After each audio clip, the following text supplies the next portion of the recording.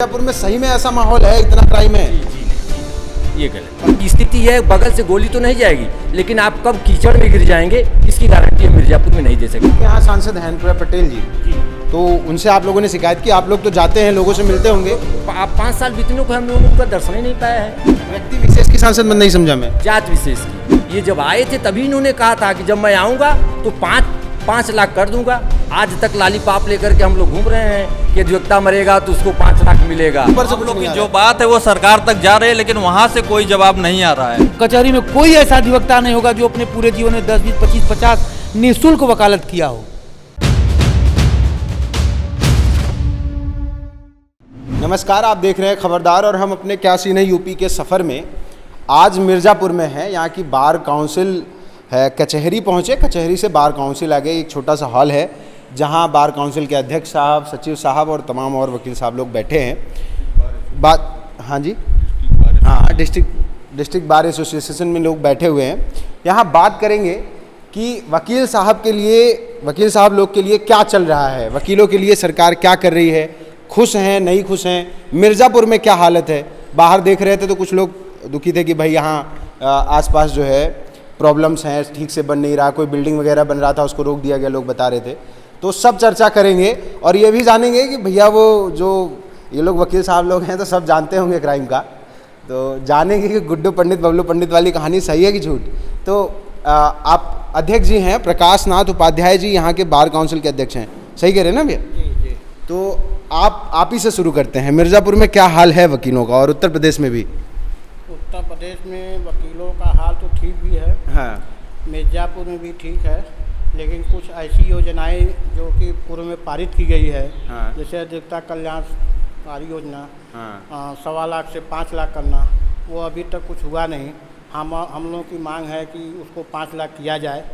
और आए दिन अधिवक्ताओं एवं पुलिस लोगों में झड़प होती रहती है, अधिकारियों में झड़प होती रहती है। जैसे अभी 2 दिन पूर्व यहाँ घटना हुआ, ARTO मिर्ज़ापुर विवेक शुक्ला की मनमानी कि जो भी अधिवक्ता मिले उनके पास कोई भी कागजात रहे फिर भी उनका चालान किया जाए। और इसी तरह से रामू सोनकर के मोटरसाइकिल का उन्होंने चालान किया जो 23,500 हुआ, जबकि उन्होंने अपना सब कागजात दिखाया, फिर भी उन्होंने धमकी दिया कि मैं काली कोट वालों को खोज रहा हूँ, जहाँ भी काली कोट वाले मिले उनका जो है हर मोटरसाइकिल का चालान किया जाए। तो इतना चिढ़ क्यों रहे हैं काली कोट वालों से?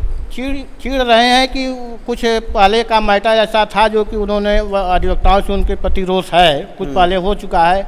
और इसके बाद कोई भी थाने में अगर वकील जाता है, हमारे अधिवक्ता बंधु जाते हैं, तो उनकी कोई FIR नहीं लिखी जाती है। पुलिस वाले सोचते हैं कि अधिवक्ता क्यों आते हैं, अधिवक्ताओं से उनको पता नहीं क्यों चिढ़ होती है। इसी तरह से जो है 3 दिन पूरा देहात कोतवाली महिला हेल्पलाइन में लोग गए थे, वहाँ कुछ नाबालिग बच्चे पकड़ा गए थे, जबकि उनकी सुलह हो गई। लेकिन वहाँ एक आभा सिंह हैं, देहात कोतवाली के महिला इंस्पेक्टर, उन्होंने कहा कि आइए हम अपना फाड़ रहे हैं, देखिए हम सब करिए और जो है क्या करेंगे, हमारा कोई कुछ बिगाड़ नहीं सकता, तुम लोग क्यों आते हो। इस तरह की जो है अभद्रगी अधिवक्ताओं के प्रति करते हैं। और जब हम लोग जाते हैं तो SP या CO मनमानी अपना ये केवल आश्वासन दे देते हैं, कोई कार्य नहीं करते, कोई संतोषजनक कार्य उत्तर नहीं देते हैं। तो यही सब मामला है। पता नहीं प्रशासन या पुलिस के मन में क्या है कि वो अधिवक्ताओं की कोई भी बात नहीं सुनते। आप लोग से मतलब उनको अलग ही चिढ़ है? जैसे हमारे भाई साहब बैठे हैं, इनका भी एक मामला फंसा है, इसमें कई बार प्रशासनिक सहयोग के लिए गए, पुलिस इनकी कोई कार्रवाई नहीं कर रहा, न इसका सहयोग कर रहे हैं। आप इनसे पूछ के तहकीकात कर लीजिए। अच्छा, तो ये बताइए भैया कि पुलिस आपके मामले में कार्रवाई क्यों नहीं कर रही? आपको क्या लगता है क्या वजह होगी? वजह जैसे जब हम थाना अध्यक्ष से मिलते हैं उनको पूरा डॉक्यूमेंट दे रहे हैं, और हमारा जो एप्लीकेशन पड़ रहा है कि जो विपक्षी है उसके खिलाफ 419-20 का मुकदमा लिखा जाए, क्योंकि उसने एक फाल्स पेपर लगा करके मेरी प्रॉपर्टी हड़पने के लिए जो है उस पर दावा किया है। और उस फाल्स पेपर को वहाँ के चौकी इंचार्ज ने IGRS के माध्यम से मुख्यमंत्री पोर्टल पे भी दर्ज किया है। जब हम एप्लीकेशन देते हैं तो वो कहते हैं कि SP साहब से ऑर्डर कराइए तभी हम 419-20 का मुकदमा लिखेंगे। SP साहब के यहाँ जब हम लोग जाते हैं तो वो आश्वासन देते हैं कि आप थाने पे जाइए, हो जाएगा। यही चक्कर 2 महीने से लगा हुआ है। मैं यहाँ से वहाँ दौड़ रहा हूँ, और एक व्यक्ति बिना किसी पेपर के मेरी प्रॉपर्टी को जबरदस्ती हड़प रहा है। मतलब ये कह रहे हैं कि जो वकील साहब सबको न्याय दिला सकते हैं, खुद को न्याय नहीं, खुद को न्याय नहीं दिला पा रहे हैं। मतलब लगता है हम लोगों को कि जैसे हम लोग एकदम असहाय हो जाते हैं जब पुलिस का प्रकरण आता है, या जैसे मैं कहता हूँ कि भगवान राम की सरकार आ जाए, लेकिन आप लेखपाल से बिना पैसा दिए अपना ज़मीन नपवा नहीं सकते, तो मोदी जी क्या करेंगे? देखिए, सरकार चाहे जो सिस्टम है, सिस्टम इतना भ्रष्ट हो चुका है, और सबसे ज़्यादा भ्रष्टाचार इसमें अगर कहीं है तो राजस्व विभाग में और पुलिस विभाग में। पुलिस वकील जैसे ही थाने पर जाता है तो दरोगा को लगता है कि वकील साहब आए हैं तो जो भी प्रकरण होगा सब झूठा होगा, ये गढ़ करके लाए होंगे। हम चाहे जो अपना पेपर दे दें, हनुमान जी की तरफ अपना सीना फाड़ करके दिखा दें, उनको विश्वास नहीं करना है। और कहीं कहीं एक बात और होता है, जब हम किसी क्लाइंट के साथ थाने पर जाते हैं तो उनको लगता है कि क्लाइंट से अगर हम मनमानी चूस लेंगे, अगर वकील साहब रहेंगे तो ये ऑब्जेक्शन करेंगे, ये हमको लेने नहीं देंगे, तो कहीं न कहीं यह भी चिढ़ रहती है उनको, किसी न किसी प्रकरण में वो उसी चिढ़ को हम लोगों के ऊपर, मतलब आप जो है उनका घूस रोक ले रहे हैं। हाँ, इसलिए कहीं हम लोग प्रतिरोध तो करते ही हैं। जो भी अत्याचार होते हैं या जो भी घूस होता है, अगर एक वकील है, आप भी कॉमन बात जान लीजिए, वकील आसानी से देने नहीं देगा किसी को, ये सामान्य सी बात है कि मैं अपने क्लाइंट को, किसी दरोगा को बिना किसी कारण के 5,000 नहीं देने दूंगा। तो कहीं न कहीं उस दरोगा को लगता है कि यार ये वकील साहब बड़ंगा मार रहे हैं। और आ गया बार की स्थिति ये है कि एक बन रहा था हम लोगों का बिल्डिंग वकीलों के लिए बैठने के लिए, पूरे पूर्वांचल में अगर सबसे ज़्यादा बिल्डिंग की खस्ता हाल अगर है तो वो मिर्ज़ापुर ज़िले की है। तो वकील साहब लोग शिकायत नहीं की किसी से? शिकायत कर यहाँ। अच्छा, हमने सुना आप ही में से कोई था जिसने उस बिल्डिंग को रुकवाने के लिए रिट डाली थी। अच्छा, आप हमें एक चीज़ बताइए कि हम ही में से कोई एक व्यक्ति आ जाए और कुछ भी कह दे, तो सुनने वाला तो पागल नहीं ना है। सुनने वाला तो जो सुन रहा है वो तो समझदार है, वो तो सुन सकता है। और उन्होंने किया, आज 12 साल 15 साल पहले से वो जो बिल्डिंग रुकी है, 15 साल हो गए, आज तक वो डिसाइड नहीं हो पाया कि वो गवर्नमेंट की ज़मीन है या किसी की पब्लिक प्रॉपर्टी है। तो मामला फंसा कहाँ है? कोर्ट में है शायद। कहाँ है? अच्छा, मामला कहाँ फंसा हुआ है? इस मामले में ऐसा हुआ कि ये अच्छा, एक मिनट बता दें, ये पंकज कुमार श्रीवास्तव जी हैं, ये सचिव साहब हैं। हम इन्हीं लोग का इंट्रोडक्शन पहले दे रहे थे, आप बताइए क्या कह रहे थे आप? इसमें जो कलेक्टेड परिसर में जो बिल्डिंग अधिवक्ताओं के लिए बनी है, 600 अधिवक्ता वहाँ बैठेंगे। बिल्डिंग का निर्माण कार्य चालू हुआ, उसमें एक PIL पड़ा, PIL में माननीय उच्च न्यायालय ने उसमें स्टे कर दिया। वो स्टे 2017 में वैकेट भी हो चुका है। स्टे हट गया? यस, स्टे खत्म हो चुका है। राज्य सरकार के पास पैसा भी है। 2019 में 20 में हम लोगों ने एप्लीकेशन दिया, जिलाधिकारी महोदय को संज्ञान में ये बात है। उन्होंने आश्वासन दिया कि हम इस बिल्डिंग को जल्द से जल्द इसका निर्माण कराएंगे, लेकिन अभी तक कोई जू नहीं देख रहा उनके पास। अब हम लोग के पास केवल यही है कि हम लोग इसी तरह बैठे हैं, धरना प्रदर्शन करते हैं, आश्वासन मिलता है। हम लोग अपना भाई, चूँकि हम लोग कानून के जानकार हैं, इसलिए विश्वास करके हट जाते हैं, लेकिन शासन हम लोग के साथ छल कर रहा है। वकीलों के साथ भी छल हो रहा है, मतलब आम जनता का क्या होगा? इसलिए हमें लग रहा है कि जो ये सरकार की मंशा है कि न्याय चला निर्धन से मिलने, वो निर्धन वाली बात अब रह नहीं गई है। और शासन जो है अधिवक्ताओं के साथ जिस तरह का व्यवहार इस समझ कर रहा है कि चाहे यहाँ का जिलाधिकारी हो, यहाँ के प्रशासनिक अधिकारी हो, या यहाँ का ARTO हो। ARTO तो पता नहीं क्यों खुन्नस खाए, हमें तो समझ में नहीं आ रहा है कि वो चुन के अधिवक्ताओं का ही चालान कर रहे हैं। आज मेरे पास कम से कम 4 स्लिप आई है अधिवक्ता की, 25,000, 30,000, 28,000 इस तरह का चालान उनके द्वारा। 25,000 किस चीज़ का? बुलेट का 25,000 का चालान? जी हाँ। अब क्यों? वैसे तो वो CO सदर के पास उसकी फ़ोटो कापी पड़ी है, अगर आप चाहें तो वहाँ पर जाके देख सकते हैं। एक अधिवक्ता, एक श्रीवास्तव जी अधिवक्ता है, उनका जो है 25,000 रुपये का, जबकि वो बुलेट नहीं है, कंपनी के द्वारा जारी उसमें जो साइलेंसर लगा है उसके ऊपर भी उसने 10,000 रुपये का चालान कर दिया। उनके पास DL था, DL वो दिखा रहे हैं, आप पेपर देख नहीं रहे हो, प्रदूषण पर चालान कर दे रहे हो 5,000 रुपये, 10,000 रुपये साइलेंसर कर दे रहे हो, 2,500 रुपये उस पर कर दे रहे हो, तमाम चीज़ लगा के 25,000 रुपये का चालान उनका स्लिप काट के तुरंत हाथ में दे दिए। मतलब यहाँ जो है आपके हिसाब से पुलिस प्रशासन जो है वकील साहब लोग को ही सबसे बड़ा अपराधी मान के बैठा है?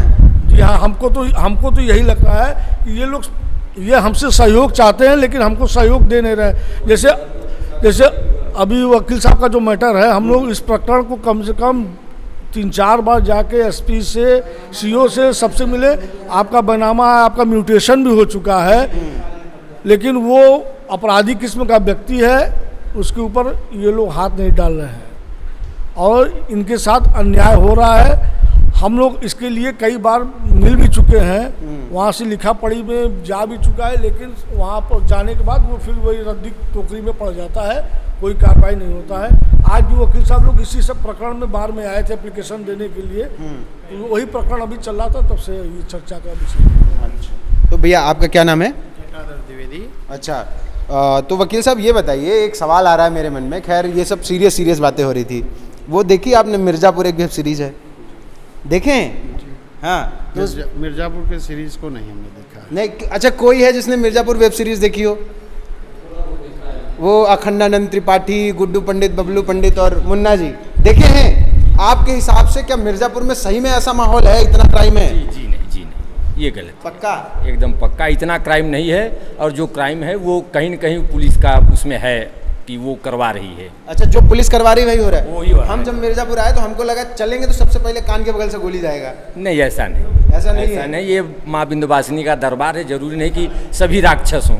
हाँ। और सतयुग द्वापर में भी राक्षस और देवता एक साथ रहते थे, और आज भी यहाँ मिर्ज़ापुर में राक्षस और देवता एक साथ रहते हैं। अच्छा जी, अब किसको हम राक्षस कहेंगे? देखिए, इस समय सिंह वाला राक्षस नहीं है, हम ही आपके बीच में से 2 ठो राक्षस बैठते हैं तो 2 ठो देवता बैठते हैं। ऐसा नहीं कि बगल से गोली हमेशा जाएगी। हाँ, स्थिति है, बगल से गोली तो नहीं जाएगी, लेकिन आप कब कीचड़ में गिर जाएंगे इसकी गारंटी हम मिर्ज़ापुर में नहीं दे सकते। आप जैसे ही पुल से नीचे उतरेंगे इतना पानी लगा मिलेगा आपको रोड पे। मिर्ज़ापुर की सड़क जो है वो इतनी खस्ता हाल है कि आप मतलब इस धूप में हम आपको बता रहे हैं कि इतना पानी लगा हुआ है। आप जैसे ही एंट्री करेंगे मिर्ज़ापुर में और कब आप गड्ढे में गिर जाएंगे, कब आप इतने पानी में बुड़ जाएंगे, ये मिर्ज़ापुर का कोई भी व्यक्ति आपको गारंटी नहीं दे सकता। तो आपके यहाँ सांसद हैं अनुप्रिया पटेल जी, तो उनसे आप लोगों ने शिकायत की? आप लोग तो जाते हैं, लोगों से मिलते होंगे। आप 5 साल बीतने को हम लोगों ने उनका दर्शन ही नहीं पाया है, दर्शन नहीं पाया। वो एक व्यक्ति विशेष की सांसद है, मैं खुले तौर पे कह सकता हूँ। व्यक्ति विशेष की सांसद नहीं समझा मैं। जात विशेष की। अच्छा जी, उनको इससे मतलब नहीं है कि आम आदमी कीचड़ में चल रहा है, पानी में चल रहा है, उससे कोई लेना देना नहीं है। वो जीत गई तो जीत गई, वो मोदी जी का मेहरबानी था, उनको कौन जानता है। अब विधायक जी बेचारे असहाय हैं। देखिए, एक बात तो आप मान लीजिए, जैसे हमने कहा कि पुलिस निरंकुश है, हाँ। तो कहीं न कहीं हमें लगता है कि शासन का ये इंस्ट्रक्शन है पुलिस निरंकुश रहे, और उसी तरह से विधायक जी के लिए है कि हमें लगता है कि शासन की मंशा है कि विधायक जी चाहे जो चिल्लाएं कोई सुनने वाला नहीं है। विधायक जी थाने पर एक टीन हटवाने के लिए धरने पे बैठे थे। आप इसी से समझ लीजिए कि कितने तेज है वो, उनकी कितनी सुनी जा रही है यहाँ पे। मतलब इस सरकार में विधायक जी भी मतलब जीरो हो चुके हैं? जीरो हैं एकदम। विधायक जी बेचारे इतने साफ सुथरे आदमी हैं, लेकिन उनको भी कोई काम हम चले जाएंगे, अपनी बात कहेंगे, वो तुरंत सुनेंगे, तुरंत एसपी को या डीएम को जो संबंधित अधिकारी को कहेंगे फ़ोन कर देंगे, लेकिन वो फ़ोन कर देंगे, ये सुने न सुने ये कोई गारंटी नहीं है। वो अपने काम के लिए स्वयं यहाँ बैठे थे, कटरा कोतवाली के चौकी पे धरने पे बैठे, तब टीन हटा था वहाँ का। एक विधायक टीन हटवाने के लिए धरने पे बैठ जा रहा है। ये हालत है, ये मिर्ज़ापुर की हालत है। ये सिर्फ मिर्ज़ापुर की है कि बाकी जगहों की भी है? भाई हम मिर्ज़ापुर की बता सकते हैं, बाकी जगह की नहीं बता सकते। चलिए ठीक है। तो मुझे लगता है 2 साल तक काम ठप था। कितना महीना कोर्ट चला है? क्यों भैया? अच्छा, ऐसा है कि कोरोना काल में पिछले बार जो है 4 महीने बंद था, फिर और इस बार जो है 3 महीने बंद था। और सरकार बाज़ार खुलवाती थी और जगह खुलते थे, उन लोगों का रोजी रोटी चलता था, लेकिन अधिवक्ताओं का रोजी रोटी कोरोना काल में एकदम बंद था, इसलिए कचहरी बंद था। कचहरी जब खुला रहेगा तब अधिवक्ताओं का कार्य होगा, 4 पैसे मिलेगा। तो अधिवक्ताओं का तो कचहरी बंद करके एकदम सफाया कर दिए, उनकी इनकम मार गई। अब अधिवक्ताओं के लिए सरकार कोई योजना नहीं बना रही कि उनको कुछ मानदेय दिया जाए या कुछ सहायता दिया जाए, इसकी कोई सुनवाई सरकार में नहीं है। तो आप लोग का कुछ मूल्यांकन करके कोई सहायता राशि दी गई हो, कुछ पहुंचा हो, कोई मदद पहुंची हो? ठीक है, पिछले बार जो है सरकार नहीं दी, बार काउंसिल ऑफ यूपी ने दिया था। अच्छा, बार काउंसिल ऑफ यूपी ने अपने फंड से लगभग 17 लाख 80 हज़ार रुपये, 17 लाख 80 हज़ार रुपये 17 लाख 80 हज़ार रुपये मिर्ज़ापुर के अधिवक्ताओं के लिए सैंक्शन किया था। हाँ। और उसमें 600 समथिंग रुपए प्रति अधिवक्ता, यानी कि 50 पैसे प्रतिदिन के हिसाब से हम लोग को मिला था। तो हमें लग रहा है कि सरकार को ये पता है कि हिंदुस्तान का अधिवक्ता सबसे अमीर है। 50 पैसा प्रतिदिन के हिसाब से मिला था। आप सोचिए कि हम लोग को 612 रुपये मिल रहा है, जितने अधिवक्ता हैं 17,80,000 रुपये में आप लगभग 2900 अधिवक्ता जो इनरोलमेंट है, जिनका COP नंबर है, आप भाग करके देख लीजिए, उतना ही आएगा, 612 रुपये समथिंग है। कैसे गुजरा लॉकडाउन के बाद? मतलब मैं ये तो सरकार इसी का आकलन करके सरकार ने दिया ना, अधिवक्ताओं को सरकार ने इसी का आकलन करके दिया कि इससे अधिवक्ता जो है प्रसन्न रहेंगे। और मिर्ज़ा और अधिवक्ता, हिंदुस्तान का अधिवक्ता एक ऐसा समाज है जो कि हर में प्रसन्न रहता है। 612 रुपये पाके भी प्रसन्न है। हम आज आपसे गर्व से बोल रहे हैं कि Uttar Pradesh bar council of Uttar Pradesh ने हम लोगों को पैसा सेंक्शन किया। गर्व से बोल रहे हैं, हमको तो व्यंग लग रहा है ये।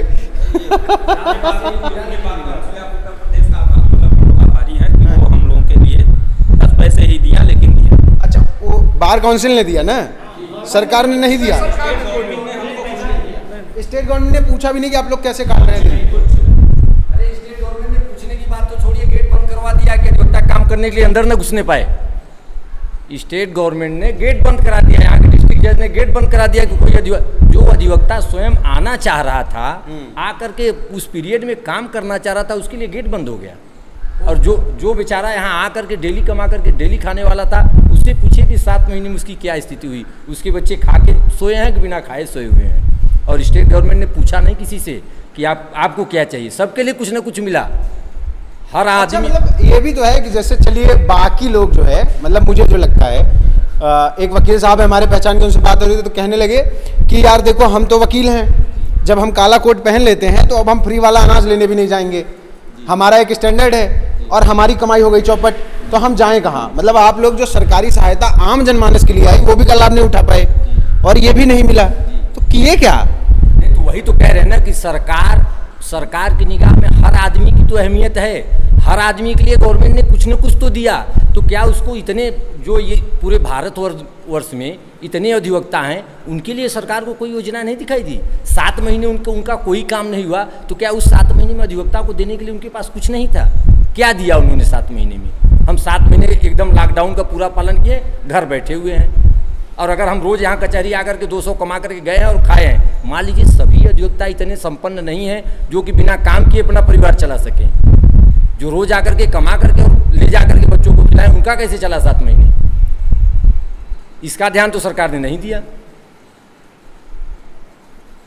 सही बात है, मतलब क्या ही कहें। लेकिन तमाम ऐसे मंत्री हैं, जैसे अभी एक नाम लें तो लक्ष्मी नारायण चौधरी साहब हैं, मथुरा से हैं, वो खुद वकील रह चुके हैं। तमाम ऐसे नेता मंत्री हैं जो सत्ता में हैं, जो वकील हैं, उनको भी फर्क नहीं पड़ रहा है। सत्ता में हैं और आज़ादी के समय से लेकर के भारतवर्ष में अगर सही योगदान किसी ने दिया है तो वकीलों ने दिया। राजेंद्र प्रसाद वकील थे, गांधी जी वकील थे, किसकी बात करें? सारे वकील थे। और आप जो मरे हैं बीजेपी के टॉप लीडर, उसमें से उनको कह देंगे क्या कहते हैं, जो महिला थी सुषमा स्वराज जी, अरुण जेटली जी, सभी अधिवक्ता थे, लेकिन किसी ने अधिवक्ता हित के लिए कोई बात नहीं किया। आज अधिवक्ता मरेगा तो 1.5 लाख मिलेगा। और ये गवर्नमेंट की दूसरी पंचवर्षी चल रही है। ये जब आए थे तभी इन्होंने कहा था कि जब मैं आऊँगा तो 5 लाख कर दूंगा। आज तक लालीपाप लेकर के हम लोग घूम रहे हैं कि अधिवक्ता मरेगा तो उसको 5 लाख मिलेगा, अधिवक्ता का एक्सीडेंट होगा तो। ये 2013 में अखिलेश यादव ने भी घोषणा की थी बढ़ाने की, तब भी नहीं बढ़ा। घोषणा सभी करते हैं, लेकिन अधिवक्ताओं के लिए कोई करता कुछ नहीं। 5 साल के बाद सब भूल जाते हैं कि इस समाज में एक वर्ग अधिवक्ता भी है। मतलब वो देश जिसका पहला प्रधानमंत्री, आजाद भारत के पहले प्रधानमंत्री पंडित जवाहरलाल नेहरू जी भी अधिवक्ता थे। गलत तो नहीं है हम? जी सही है, अधिवक्ता थे। और वहाँ अधिवक्ताओं की ये हालत है। अच्छा, बाकी लोग भी आ गए, इनसे भी बात करते हैं। भाई आप सब लोग यहीं के हैं, इसी कोर्ट में आते हैं, यहीं कचहरी में आते हैं, तो भैया कैसे हैं, क्या हाल चाल हैं आपके? सब बढ़िया चल रहा है? वकालत ठीक चल रही है? दिन अच्छे कट रहे हैं? दिन तो अच्छे नहीं कट रहे हैं, वकालत चल रही है, मेहनत हो रहा है, लेकिन यहाँ की मेहनत से उतना खर्चा नहीं हो पा रहा है कि जितना हम लोग की बेसिक जिस तरीके से वो हो रहा है उस तरीके से नहीं हो पा रहा है। अच्छा, वकीलों के लिए कुछ काम हुआ यहाँ? वकीलों के लिए कुछ भी यहाँ पे सरकार द्वारा तो कुछ हो ही नहीं रहा है। अब हमारे यहाँ पे यूनियन में हमारे यहाँ पे जो भाई हमारे अध्यक्ष जी हैं, उपाध्यक्ष जी हैं, सचिव जी हैं, जो हम लोग के लिए कर रहे हैं वो तो भाई अच्छा ही कर रहे हैं, मतलब आपका जो संगठन है वही काम कर रहा है, ऊपर से हम कुछ लोग नहीं की आ जो रहा बात है वो सरकार तक जा रही है, लेकिन वहाँ से कोई जवाब नहीं आ रहा है, है। उनको कोई फर्क नहीं पड़ रहा है। उनको कोई फर्क नहीं पड़ रहा है। ऐसा तो नहीं कि सरकार डर रही है कि वकील अगर समृद्ध रहेगा तो लोगों के लिए लड़ता रहेगा, हमारी मनमानी नहीं चलेगी, क्यों भैया? अच्छा, आराम से थूक लीजिए, कोई बात नहीं। अच्छा, हाँ भैया, हम ये कह रहे थे कि ऐसा तो नहीं कि सरकार जो भी सत्ता में रहता है, किसी एक सरकार की स्पेसिफिक बात नहीं करूँगा, चाहे जो भी सत्ता में रहता है, उसको वकीलों से ये डर है कि अगर वकील समृद्ध रहेंगे तो जनता का दोहन नहीं कर पाएंगे, मनमानी नहीं कर पाएंगे, ऐसा है? वकील अपने आत्मशक्ति से समृद्ध है, मजबूत है, सबका रक्षा करता है, इसलिए वो समृद्ध है, वो किसी के आगे हाथ नहीं फैलाता। हाँ, वो तो अपने सही। मेहनत पे अपना विश्वास रखता है और उसी से अपने परिवार का और पूरे सबका भरण पोषण करता है। वकील जैसा व्यवहार सबके सामने करता है वैसा कोई भी समाज नहीं करता। हम वकील चाहे यहाँ के हों चाहे ऑल इंडिया के हों, सब एक हैं और वकील की एकता के लिए या सम्मान के लिए हम वकील सब एक होकर के लड़ाई लड़ने के लिए हमेशा तैयार रहते हैं और अपना सम्मान केवल बचाते हैं। हम लोग केवल सम्मान बचाने के लिए टीन के नीचे, धूप के नीचे, पानी में, सब जगह अपने को तैयार और तत्पर और हमेशा जलते मरते रहते हैं। रही बात पूरे चाहे आज की आज़ादी की बात हो चाहे जब की बात हो, वकील ही ऐसा है जो सबको न्याय दिलाता है अपने संघर्ष के बल पर और सबको न्याय दिलाने के लिए बराबर अग्रसर रहता है। हम लोगों का तो पूरा जीवन ही संघर्ष में है, हम लोग संघर्ष करके ही जीते हैं और इतना हम लोगों को विश्वास भी रहता है कि अगर आने वाले दिनों में अगर 4 महीने 3 महीने का जो कोरोना काल चला उसमें जहाँ तक रही बात हमारे जीवन यापन की, तो हम लोगों को संघर्ष करते करते इतना हम लोगों को एक आत्मबल मिल गया है, 1 दिन नहीं 4 दिन नहीं, पूरे सालों साल अगर संघर्ष करना पड़े या कोरोना काल चले तो भी हम लोग किसी के आगे हाथ नहीं फैलाएंगे। सरकार रही हमको जो लालीपाप देती है चाहे जो चीज़ होती है, प्रोत्साहन के रूप में 1 पैसा भी बहुत होता है। अगर बार काउंसिल ने हम लोगों को 640 रुपया 600 रुपया कुछ दिया, उतने में ही अपने परिवार का या अपना भरण पोषण हम लोगों ने किया, किसी अन्य के सामने हम लोग हाथ नहीं फैलाए।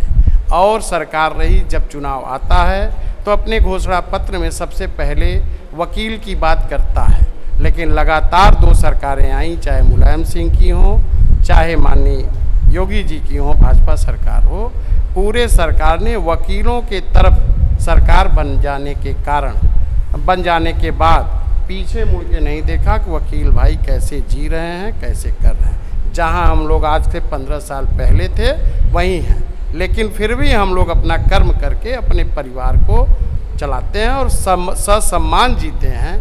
अपना सम्मान बचाने के लिए केवल हम लोग संघर्ष करते हैं या शासन प्रशासन से लड़ाई करते हैं। वो लड़ाई केवल अपने सम्मान तक ही सीमित रहती है, कानून हम लोग अपने हाथ में नहीं लेते। उनका ये कहना होता है कि आप कानून अपने हाथ में ले रहे हैं, हम लोगों का ध्येय ये नहीं रहता कि हम लोग कानून अपने हाथ में लें। केवल संघर्ष इसलिए लेते हैं कि मेरा मान सम्मान जहाँ बचा रहे, बस उसके लिए हम लोग लड़ते रहते हैं, चाहे वो जनता का हो चाहे वकील भाई का हो, हम लोग सम्मान के लिए बराबर लड़ाई लड़ते हैं। जी, पूर्व प्रधान भी है। कहाँ के पूर्व प्रधान है? ये कछवा थाना के अंतर्गत गोरही गांव है। कछवा थाना के अंदर। हाँ, गोरही गांव, वहाँ का पूर्व प्रधान रहा हूँ।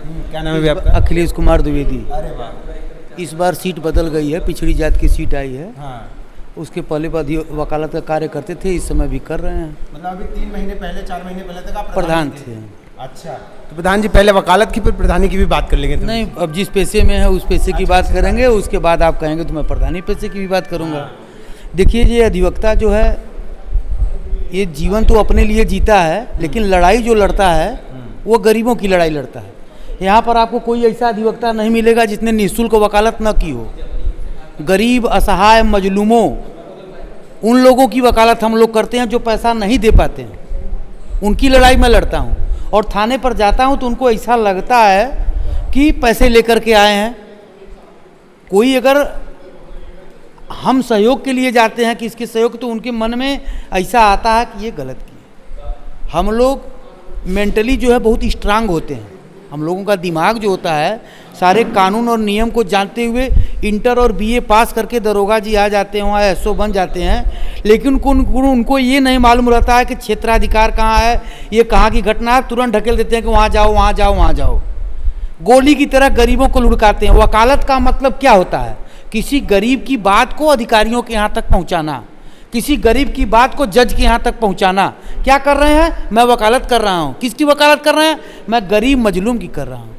कचहरी में कोई ऐसा अधिवक्ता नहीं होगा जो अपने पूरे जीवन में 10, 20, 25, 50 निःशुल्क वकालत किया हो, लेकिन उसका परिणाम क्या मिलता है?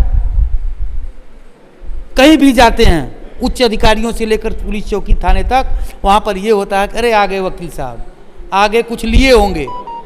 वकील साहब को पहले से ही भ्रष्ट मान के बैठ जाते हैं, जबकि हकीकत क्या है कि वकील कानून को जानता है। बिना पैसे का पूरे हिंदुस्तान में कोई सी ऐसी संस्था नहीं है जो बिना पैसे का कार्य करती होगी। हम लोगों को फीस जो मिलता है कम भी मिलता है, अपना उचित भी फीस मिलता है। कभी भाई पेट भी तो पालना है कि बिना उसके वकालत कब तक करेंगे? लेकिन यहाँ पर 40,000, 60,000, 90,000, 1 लाख रुपया महीना लेने के बाद भी उनकी इच्छा रहती है कि मैं कुछ लूँ, और हमारे सामने आप गलत करेंगे तो मुझसे बर्दाश्त तो नहीं होगा।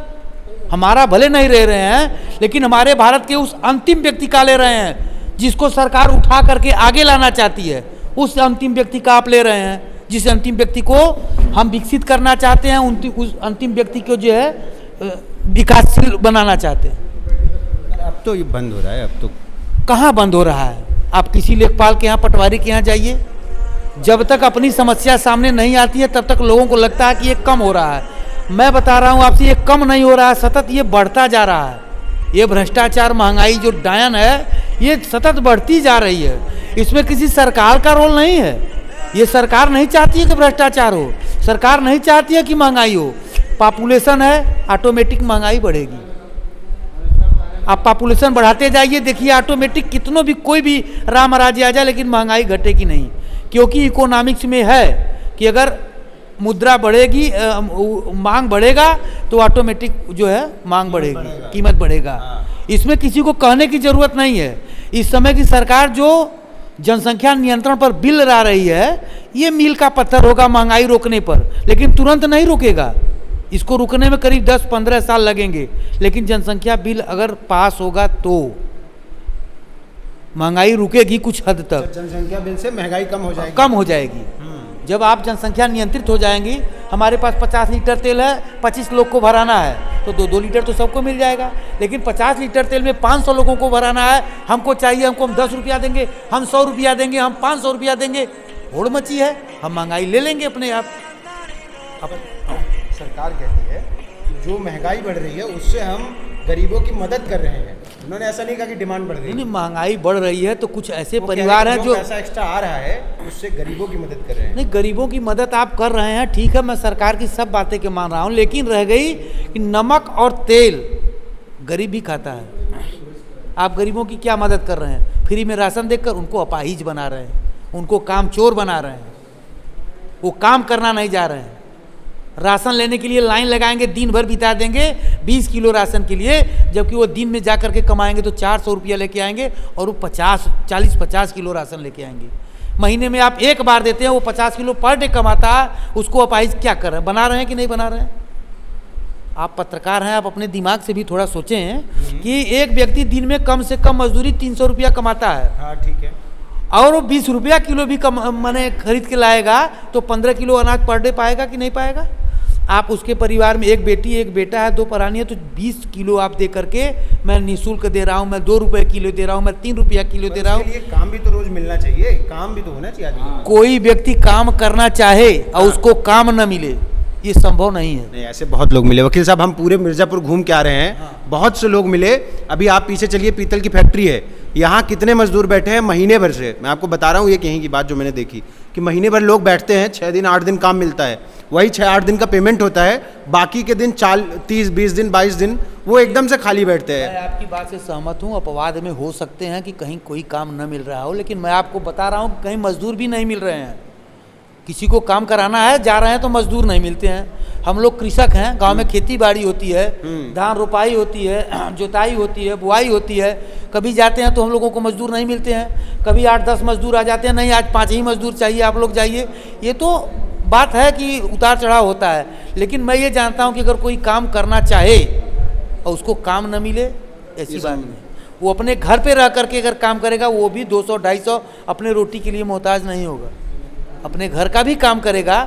जैसे मुर्गी पालन है, बकरी पालन है, सुअर पालन है, खेती है, गृहस्थी है। हम मजदूर को बुला करके 50 रुपया, 100 रुपया, 200 रुपया मजदूरी घास उपारने के लिए देंगे, तो क्या अगर कचहरी बंद है तो मैं 200 रुपये का वो काम घास उपारने का मैं नहीं कर पाऊंगा? कर सकते तो हैं। काम करना चाहिए। काम करने की जब सोच होगी, पीतल की फैक्ट्री बंद है, कालीन उद्योग में जाइए, कालीन बंद है, राजगीर मिस्त्री के पास जाइए। उनका कहना है कि भाई हम इसी में स्किल्ड थे, हमको इसी का, जैसे आप हैं वकील साहब हैं, अब आपसे अचानक से कोई 40 साल बाद कहे कि नहीं ऐसा है वकील साहब, ये काम अब बंद करना है, अदालतें बंद होंगी, वकालत नहीं चलेगी, सब ऑनलाइन हो जाएगा, और अब जो है आप एक काम करिए, उठाइए कैमरा और माइक उठाइए, अब आप पत्रकारिता करने में लग जाइए। या आपसे कोई कहते, आप सुन लीजिए मेरी बात सुनिए, अब आपसे कोई कहे कि वकील साहब अच्छा अब आप वकालत छोड़ दीजिए, मजदूरी करने लगिए, तो क्या ये संभव है? आप कर पाएंगे? आप सही सही बताइए। बिल्कुल करेंगे। काम करने के लिए कि आपकी इच्छा होगी। विल्किंसन ने कहा है, अमेरिका का राष्ट्रपति ने कहा, और हमारे देश के महान अर्थशास्त्री अरस्तु ने भी कहा है, work like a labour, live like a Lord. कार्य करो तो मजदूर की तरह करो, लेकिन मजदूरी और रहो तो राजशाही ठाट की तरह रहो। वर्क लाइक ए लेबर, आप काम भी करिए तो मेहनत और परिश्रम, लगन और मजदूर की तरह करिए, लेकिन रहिए तो ठाट से लेबर लॉर्ड की तरह रहिए। साहब जरा ध्यान देंगे उस पर, तो लाइक मतलब की तरह, मजदूरी ही करिए ऐसा नहीं कहा उन्होंने। नहीं, वर्क लाइक ए लेबर, काम करिए तो किस तरह? श्रमिक की तरह, श्रमिक की तरह। और लिव लाइक ए लॉर्ड, और रहिए तो किस तरह? राजा की तरह। वही तो आपको कह रहा हूँ कि आप जो है मजदूर की तरह, जैसे मैं हूँ, मैं भी पूरे दिन मजदूर की तरह मेहनत करता हूँ। सुबह 6 बजे निकल जाता हूँ, 7 बजे 8 बजे जब आँख खुलती है कपड़ा पहनता हूँ, चल देता हूँ कि चलो कहीं ना कहीं कुछ मिल जाएगा। हमारा तो काम है खबरें खोजना, लोगों से बात करना। आप खबर लेते हैं, लोगों की सुनते हैं, ले आके सुनाते हैं, आपको संतुष्टि मिलती है। हाँ। लेकिन शाम को आप शाही पनीर खाते जरूर होंगे। बिल्कुल खाते हैं भाई। तो वही वर्क लाइक ए लेबर और लिव लाइक ए लॉर्ड। आप मेरी बात समझे नहीं, मैं क्या कह रहा हूँ। आप कह रहे हैं कि जो लोग पीतल फैक्ट्री में काम करते थे उनको जो है कुछ और काम कर लेना चाहिए, लेबरी करनी चाहिए कहीं और जाके। मैं ये कह रहा हूँ कि अगर वकील साहब को कहा जाए कि अब जाके वकालत छोड़ दें, कपड़ा उतार दें और मजदूरी करें किसी के खेत में 200 रुपए में, क्या वो सही होगा? उचित सही से बताइए एक सामान्य आदमी की तरह। देखिए आज सरकारें जो है स्किल डेवलप कर रही हैं। कोई व्यक्ति एक लाइन पर यदि रह करके अगर जीवन बिताना चाहे तो नहीं रहेगा। ऑलराउंडर प्रत्येक व्यक्ति को बनना पड़ेगा। स्वामी विवेकानंद ने कहा था, बंद कर दो मृदु ध्वनियों को, अब बजाओ नगाड़े, जोश जगाओ युवाओं में। क्यों कहा गया था? एक स्किल्ड आप मत डेवलप करिए ना, आपके अंदर स्किल्ड ऑलराउंड डेवलपमेंट करिए। किसी भी कार्य को आपको दिया जाए उस कार्य में महारत आपको हासिल होनी चाहिए। यदि महारत हासिल नहीं हो सकता है, ये गॉड गिफ्टेड नहीं है कि महारत हर स्किल्ड में हो जाएगा, लेकिन आप उस कार्य को करने में थोड़ा दक्षता तो प्राप्त कर ही लेंगे। अच्छा ये बताइए, 45 साल की उम्र में अगर किसी आदमी को कंप्यूटर सिखाया जाए तो उचित रहेगा? मैं एक बात पूछ रहा हूँ, मतलब जैसे मैं एक सामान्य आदमी हूँ, मैं अपने नज़रिए, जैसे आपने कहा ना कि पत्रकार हो दिमाग लगाओ, तो मैं अपने दिमाग से अगर लगाऊं वकील साहब, जैसे ये वाले वकील साहब भी बैठे हैं, तो ये एक सामान्य बात कह रहा हूं कि मुझे अगर माइक छीन ली जाए अभी, अब मुझे कोई कहे 25, मान लीजिए मेरा उम्र हो गया, अभी 26-27 साल का हो गया हूं मैं, 3-4 साल बाद मेरा सब खत्म है, अब मुझसे कोई कहे एक काम करो बेटा तैयारी करो IAS बन जाओ, मैं एक बात बता रहा हूँ। दूसरा, अब मुझे कोई कहते कि एक काम करो घर चले जाओ, उदाहरण के तौर पर कि तुम डेयरी खोल के बैठ जाओ, क्या मैं उसको चुन के संतुष्ट रहूंगा? मेरा एक जीवन है 60 साल का, जिसको मैं अपने तरीके से मन मुताबिक जीने के लिए पत्रकार बना, आप वकील बने, आप लोगों की सेवा करना चाहते थे, मैं लोगों से जुड़ना चाहता था, उनकी बातें लोगों तक पहुंचाना चाहता था, चाहे वो वकील साहब की समस्या हो, चाहे एक आम मजदूर की समस्या हो। क्या हम इस पेशे को छोड़ के कहीं और सर्वाइव कर पाएंगे? और कर पाएंगे तो कैसे करेंगे? नहीं, आप कर नहीं पाएंगे। किसी हर व्यक्ति के अंदर 2 गुण होते हैं जी, एक पक्ष होता है और एक विपक्ष होता है। और जीवन जीने की जो कला होती है, कुशलता होती है। हाँ। जैसे आज मान लीजिए मैं वकील न होता तो मैं प्रधान होता। हाँ। अगर प्रधान नहीं हूँ तो मैं वकील हूँ, और ये दोनों भी नहीं होता। हाँ। तो मैं B.Ed भी किया हूँ, मास्टर होता, और मास्टर भी नहीं होता तो मैं कर्मकांड के परिवार से बिलोंग करता हूँ, मैं कर्मकांडी पंडित भी होता, और विवाह शादी भी कई कराया हूँ। तो ऑलराउंड डेवलपमेंट करना आज के अगर आदमी जीना चाहता है देखिए समस्याएं आती जाती हैं, अपने आप को मजबूत करना ये हमारी लाइबिलिटी। मैं योगा न करूं, अपने शरीर को संतुष्ट न करूं, अपने शरीर को स्वस्थ न रखूं, ये हमारी कमजोरी है। पीतल उद्योग बंद हो गया, हाय तौबा हाय तौबा। कालीन उद्योग बंद हो गया, हाय तौबा। बीबी को खिलाना है, बच्चे को खिलाना है, तो मुझे मजदूरी नहीं, मैं अच्छे अच्छे राजाओं को मैं देखा हूँ, अच्छे अच्छे अधिकारियों को देखा हूँ। ये सोच हम लोगों की जो है कि वकालत छूट जाएगा तो मैं क्या करूँगा। आप ब्रिटेन में जाइए, दिन भर वकालत करते हैं, शाम को चाट की दुकान लगाते हैं। हाँ ये बात। जर्मनी में आप चले जाइए, बड़े बड़े वकील हैं और शाम को जो है जूता पालिश करते हैं। क्या बात करते हैं। यही ईगो हमारे भारत को पीछे ले जा रहा है। कौन सा काम छोटा है, कौन सा काम बड़ा है। कार्य काम बड़ा छोटा नहीं होता है, परिस्थितियां कराने के लिए मजबूर करती हैं। और कोई शौक से करता है, कोई मजबूरी से करता है, और अपने बच्चे के नेवाले के लिए करता है। मतलब वकील साहब के हिसाब से थोड़ा दर्शकों को भी समझा दें कि हमारी इनकी बातचीत को बहस न समझे, हम लोग बस डिस्कशन कर रहे हैं। और वकील साहब के हिसाब से कि पैदा होने के बाद कम से कम 5-6 ऐसे गुण सिखा दो बच्चों को जो है सब लोग पुरोहित तो नहीं बन सकते क्योंकि जन्म से उनको वो अधिकार नहीं मिल सकता, लेकिन बहुत सारे ऐसे गुण हो सकते हैं, जैसे प्रधान बन जाइए पहले से ही, वकील साहब बनी जाइए। और एक गुण बताया था आपने कुछ, हाँ बीएड भी करवा लीजिए बच्चों को, बीटीसी भी करवाइए, बीपीएड भी करवाइए, अगर हो सके होशियार है आप, मतलब हो सके तो मजदूरी कर ही सकते हैं। तो भैया सहमत हैं आप वकील साहब की बात से? सहमत है, लेकिन सबके अंदर ये गुण नहीं हो सकता। एक साथ एक व्यक्ति में 4 व्यक्तित्व जरूरी नहीं है कि एक साथ आ जाए। इनकी दक्षता थी, इन्होंने कर लिया, हो सकता है सामने वाले की दक्षता नहीं हो, लेकिन हाँ एक बात, इनकी एक बात से मैं सहमत हूँ कि भूखों मरने से अच्छा है कि कुछ भी करके जी लें। मतलब ये हालत है कि भूखे नहीं मरना है, कुछ न कुछ करके जी लो, बस समय बिता लो। हैं क्या कहते हो? हाँ जी लो। हाँ मैं बता रहा हूँ हाँ। कि जो ग्रामीण क्षेत्र से वकील आते हैं, हाँ। सबके पास खेती है। वकालत के अलावा वो जब घर जाते हैं तो क्या करते हैं, खेती करते हैं, करवाते हैं, धान होता है, गेहूँ होता है, तो क्या वो आय के अर्जन में नहीं माना जाए? 4 महीने 6 महीने 7 महीने लॉकडाउन लगा, वकालत नहीं चला, तो जो परिवार से बिजनेस करने वाले वकील थे, बिजनेस परिवार से थे, वो अपना 2 पैसा उधर से कमाए। और कोई ग्रामीण एरिया का था, वो अपना खेती। अच्छा वकील साहब, जिनके पास कुछ नहीं था, सिर्फ वकालत थी, वो क्या किए? जिनके पास वकालत के अलावा और था, आपको बता दूं कि वो मेहनत किए, मजदूरी किए। मतलब वकील साहब लोग लॉकडाउन में मजदूरी किए, बाहर चले गए, परदेश चले गए और वहाँ पर श्रम किए। लोग यहाँ पर कहते हैं मजदूरी करते हैं, मजदूरी करते हैं, लेकिन बाहर में मजदूरी नहीं कहा जाता है, परदेश चले गए। कितने लोग साख बचाने के लिए गांव, देश चोरी परदेश भिक्षा कहा जाता है ना, देश चोरी परदेश भिक्षा। देश में चोरी मत करिए, परदेश में भिक्षा मत मांग लीजिए। अच्छा मांग लीजिए। हाँ हाँ, देश में चोरी मत करिए और परदेश में भिक्षा मांग लीजिए। आप यहाँ मजदूरी करेंगे तो किसी परिवार से, संपन्न परिवार से, तो लोग उंगली उठाएंगे, मर जाएगा, अरे मजदूरी कर रहे हैं। लेकिन वही मजदूरी आप परदेश में 90% लोग करते हैं। यहाँ पर जा करके क्या करते हैं मजदूरी, वहाँ सब लोग IAS बन जाते हैं, फिल्म फैक्ट्री के मालिक बन जाते हैं। यहाँ से जाने वाला हर व्यक्ति कहीं ना कहीं श्रमिक ही माना जाता है। वो तो हर आदमी श्रमिक है, हम आप श्रमिक की कोई ग्रेड ऊंचा होता है, कोई ग्रेड नीचा होता है, लेकिन प्रत्येक व्यक्ति जो यहाँ से परदेश में जाता है वो श्रम का ही कार्य करता है। चलिए फिर अब जो है इसको यही ख़त्म करेंगे, हमारी और वकील साहब की बातचीत। हम एक पेज पे तो नहीं आ सकते, ये पक्का है, मैं इस बात से कतई, मतलब अगर मेरा ओपिनियन मांगा जाए, वीडियो का एंड है तो मैं बता दूं कि ये संभव नहीं है कि जो काबिलियत वकील साहब में है वह हर एक व्यक्ति में हो। और ऐसी परिस्थितियों में जिनके पास दूसरी कोई काबिलियत नहीं है, जो परदेश भी नहीं जा पाए होंगे, और लॉकडाउन में शायद ही कोई परदेश जा पाया होगा, ट्रेनें बनती, बस बनता, परिवहन बनता, जो भी वकील साहब लोग फंसे होंगे जिनके पास कोई और चारा नहीं था, वो पक्का बहुत मुश्किलों में अपना वक्त गुजार पाए होंगे। ये काबिलियत सब में नहीं होती कि कोई प्रधान हो और पुरोहित भी बन सके। देखिए ऐसा है कि भारतीय जनता पार्टी के शासनकाल में प्रशासन एकदम भ्रष्ट और निरंकुश है। तो कह रहे हैं कि अपराधी खत्म हो गए, लेकिन हाँ, अपराधी खत्म हो गए। कौन अपराधी खत्म हो गए? जो प्रशासन का विरोध किया वो अपराधी हो गया। आज वकीलों से क्यों चिढ़ है शासन को कि उनके गलत चीजों का विरोध कर रहे हैं, इसलिए उनको चिढ़ होती है।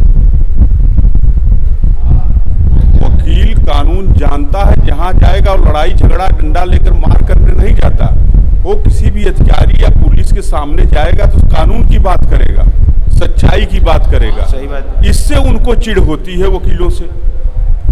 कि ये आ गए हैं, अब कानून की वकील साहब बात करेंगे, न्याय की बात करेंगे, और वो अन्याय करना चाहता है, अन्याय करेंगे तभी उनको पैसा मिलेगा।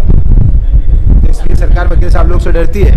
हाँ, इसलिए आपसे सरकार डरती है? नहीं, हमसे डरती नहीं है। जो शासन प्रशासन की वकीलों के प्रति चिढ़ है वो सिर्फ इसीलिए है। प्रशासन कहीं से भी देखिए, कहीं भी सबसे बड़ी राजस्व विभाग एकदम भ्रष्ट है, राजस्व पुलिस विभाग। उनमें भ्रष्टाचार खत्म हो गया है ऐसा सुना है मैंने। कहीं लिखा भी है, पत्रिका छपी है। कहीं जाइए, अभी चलिए, हम तहसील चल रहे हैं कि दाखिल खारिज देना है। दाखिल खारिज में माननीय कल्याण सिंह जी जब चीफ मिनिस्टर थे, उन्होंने एक नियम बना दिया था उसी समय कि रजिस्ट्री ऑफिस से दस्तावेज जो है जाएगा तहसील, और 35 दिन में अगर उसमें आपत्ति नहीं आती है तो उसको दाखिल खारिज कर दिया जाएगा। जिसको आपत्ति करना हो बाद में रिस्टोर करा करके आपत्ति करे अपना। लेकिन आज स्थिति क्या है कि अगर आप तहसील जा करके वहाँ पैसा नहीं देंगे, लेखपाल को रिपोर्ट लगाने का, नायब या तहसीलदार के बाबू को दाखिल खारिज का पैसा नहीं देंगे, तो आपका मुकदमा साक्ष्य के अभाव में खारिज करके फाइल दाखिल दफ्तर कर दी जाएगी। जबकि दस्तावेज यहाँ से जाता है, रजिस्ट्री ऑफिस से प्रमाणित दस्तावेज तहसील जाता है। तहसील एक रेवेन्यू की चीज़ है, वहाँ पर लेखपाल भी मौजूद है, पूरी खतौनी भी मौजूद है। आज कंप्यूटर गवर्नमेंट ने सब विभागों को दे दिया है, कंप्यूटर से देख सकते हैं कि जिसने बेचा है उसका नाम खतौनी में दर्ज है कि नहीं, सारा साक्ष्य उनके पास मौजूद है। और ये सरसरी यानी संक्षिप्त प्रक्रिया की कार्रवाई है दाखिल खारिज की।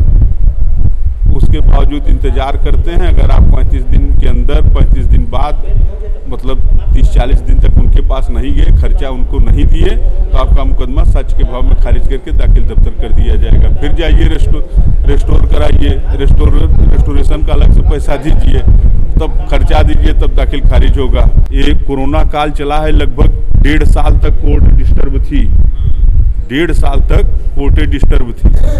वकीलों ने कैसे अपना खर्चा चलाया, कैसे गुजारा है, वकील ही जानता है। लेकिन किसी के सामने हाथ नहीं फैलाया, न किसी के यहाँ या राशन कार्ड पर झोला लेकर फ्री में लेने गया है। वकील अपने मान सम्मान की रक्षा खुद करता है, संघर्षशील है, और वकील के लिए कहा जा सकता है कि लायर इज लायन। वो शेर की तरह जीता है, शेर की तरह ही मरता है। ये टैगलाइन अच्छी लगी, लायर इज लायन। तो धन्यवाद। हमारे क्या सीन है यूपी के सफ़र में हम फिर मिलेंगे किसी ऐसी ही जगह पर और भी शानदार विचारों के साथ। ये वकील साहब लोग थे मिर्ज़ापुर में, जिन्होंने अपनी बातें रखी, अपनी समस्याएं रखी, और बहुत सारी और भी मज़ेदार बातें की, डिस्कशन हुआ। बने रहिए हमारे क्या सीन है यूपी के सफ़र पे। धन्यवाद।